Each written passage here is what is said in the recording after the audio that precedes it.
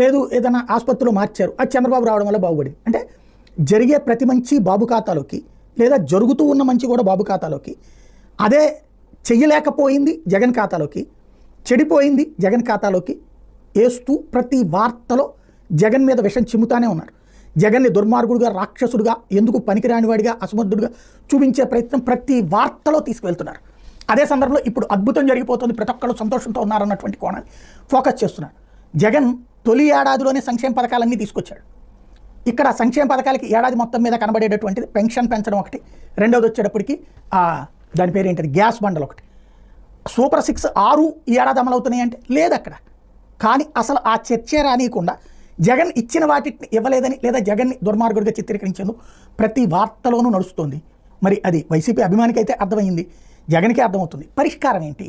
అర్థం కావడం కాదు, పరిష్కారం ఏంటి? అదే ఇప్పుడు $1 మిలియన్ ప్రశ్న.